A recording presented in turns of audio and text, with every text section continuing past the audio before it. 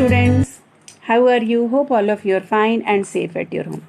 Students, in previous video we have started our chapter number 6, towns, traders and craft person. Now today we will discuss about the new point, new towns and traders, नए नगर और व्यापारी. So in the 16th and 17th century, European countries were searching for spices and textile which had been popular both in Europe and West Asia. कि जो 16-17 century में Europe के जो देश थे वो व्यापारिक उद्देश्यों के से मसालों और कपड़ों की तलाश में लगे हुए थे जो यूरोप और पश्चिमी एशिया दोनों जगह पर बहुत फेमस थे. तो अंग्रेज़ों ने जो इंग्लिश थे, डच और फ्रेंच ने ईस्ट इंडिया कंपनीज के साथ जो कमर्शियल जो उनकी एक्टिविटीज़ थी उसको विस्तार करने के लिए ईस्ट इंडिया कंपनी बनाई.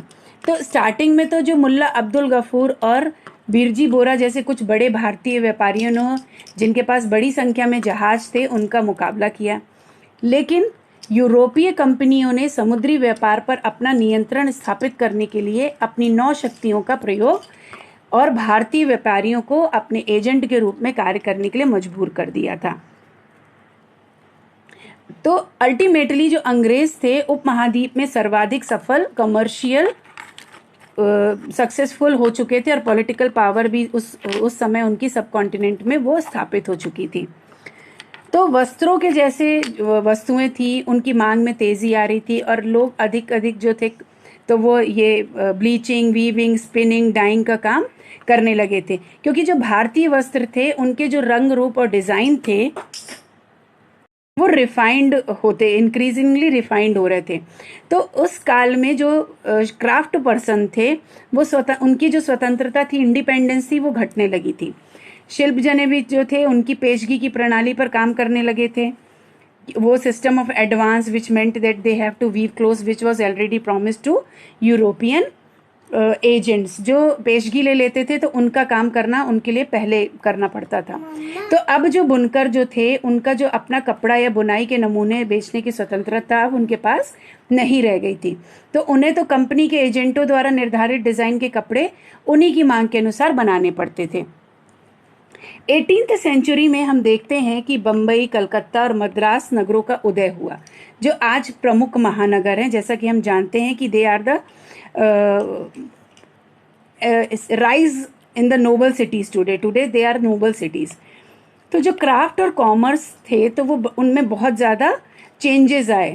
जो मर्चेंट थे और जो आर्टिसंस थे जैसे वीवर्स थे वो उन्होंने नए नगरों को स्थापित करना, जिसे ब्लैक टाउन्स के नाम से भी जाना जाता है. ब्लैक टाउन्स इस्टेब्लिश किया गया यूरोपियन कंपनीज के द्वारा जो नई सिटी थी, लेकिन उनको वहाँ पर सीमित कर दिया गया.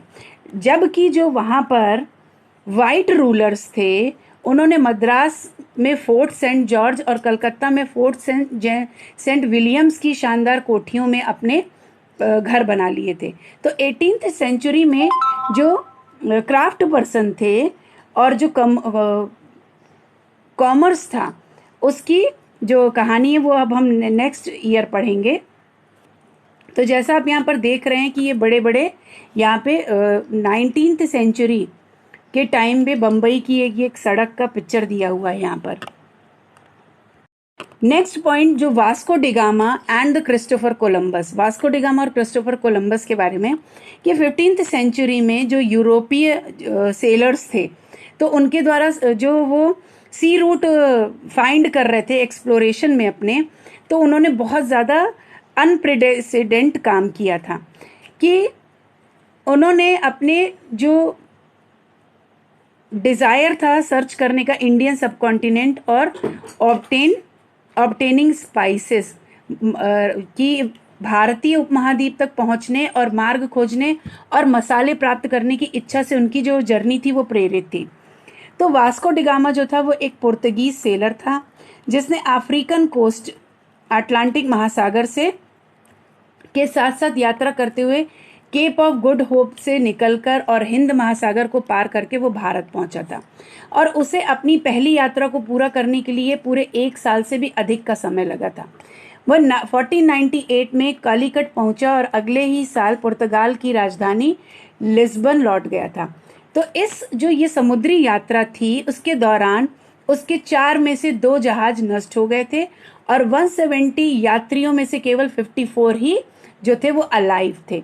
तो इन बहुत सारे खतरों के बावजूद जो मार्ग खोले या खोजे गए वे बहुत ही ज़्यादा लाभदायक सिद्ध हुए।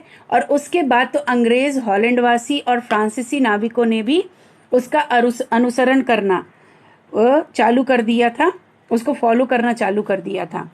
तो भारत पहुंचने के लिए to search the sea route to India खोज एक बहुत ही अनएक्सपेक्टेड फॉल आउट था, जिसकी किसी को भी आशा नहीं थी, किसी ने भी इसको अजम्प्ट नहीं किया था। तो एक इटली वासी था क्रिस्टोफर कोलंबस ने भारत पहुंचने का मार्ग खोजने के लिए अटलांटिक महासागर को पार करके पश्चिम की ओर यात्रा करने का निश्चय किया।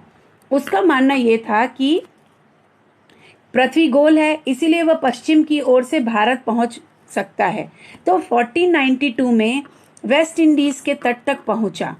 वेस्ट इंडीज का नाम इसी प्रकार कारण पड़ा हुआ था क्योंकि वो वेस्ट की तरफ से यात्रा करनी उसने शुरू की थी। उसके पीछे स्पेन और पुर्तगाल के जो सेलर्स थे वो भी वहाँ पर आते रहे और उन्होंने भी मिडिल और दक्षिण अमेरिका के बड़े बड़े भागों को अपने कब्जे में कर लिया। और ऐसा इवेंचुअली जो था, जो सेंट्रल और साउथ अफ्रीकन, तो often destroying earlier settlements in the area, तो उन्होंने अक्सर उन प्रदेशों की पहले वाली बस्तियों को नष्ट कर दिया जब वो वहां पर पहुंचे थे। And here the picture of Vasco da Gama is given here students. So here we complete our chapter number 6, traders, towns, traders and craft persons. So you have to read it and try to understood it once again.